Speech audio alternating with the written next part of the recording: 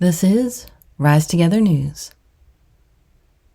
A reader asked if I thought YHWH was Yahweh, and I say no. Yahweh's name was very likely supposed to be a secret. In Exodus chapter 3, verse 13 to 14, when Moses asks for his name, he says, "I am who I am," as if to say, you don't need to know that.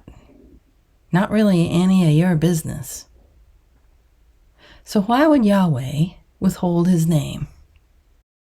To Egyptians in those days, names were a big deal because some sounds were considered to invoke magical powers.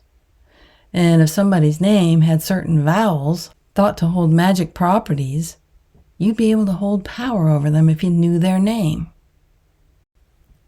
There was a belief that if you knew the name of a god or a devil and addressed him by his name, the god or devil had to do your bidding, whatever you wished. So knowing someone's true name allowed you to do good or evil to that person. The name could be used as a curse or a blessing. You can read about it in a book called Egyptian Magic by A.E. Wallace Budge. And I put a link to it in the article. On pages 177 and 178, we read, in another magical formula, we read, "I call upon thee that didst create the earth and bones, and all flesh and all spirit, that didst establish the sea, and that shakest the heavens, and that didst divide the light from the darkness, the great relative mind that disposeth everything, eye of the world, spirit of spirits, God of gods, the Lord of spirits, the immovable Aeon, Yahweh, Yahweh," spelled I-A-O-O-U-E-I. "Hear my voice. I call upon thee, the ruler of the gods, high thundering Zeus, Zeus, King Adonai, Lord, Yahweh. I am he that invokes thee in the Syrian tongue, the great god Zoeler, Afufu." I'm going to skip down. I'm not going to read all those names.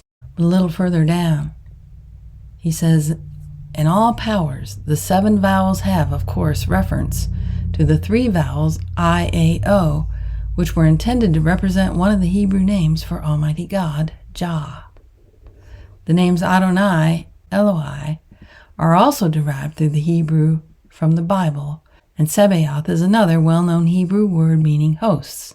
Some of the remaining names could be explained," and then he goes on, and I'll let you read that yourself. But I included the texts from the book in the article. Io, or Yahweh, and Sabaoth are 2 of YHWH's androgynous children, but Yahweh is likely the Aeon Yahweh, spelled with 7 vowels. If we look at the article on archons in Wikipedia, we see that it agrees. Yahweh is likely Yahweh. And of course, Jupiter and Saturn have historically had a very complex relationship, so the jealousy and competition between them makes sense when Jehovah Yahweh declares in Isaiah 44, "I am the first, and I am the last. Besides me, there is no God." That's all for now. I'm Cindy K. Courier. I'll see you next time.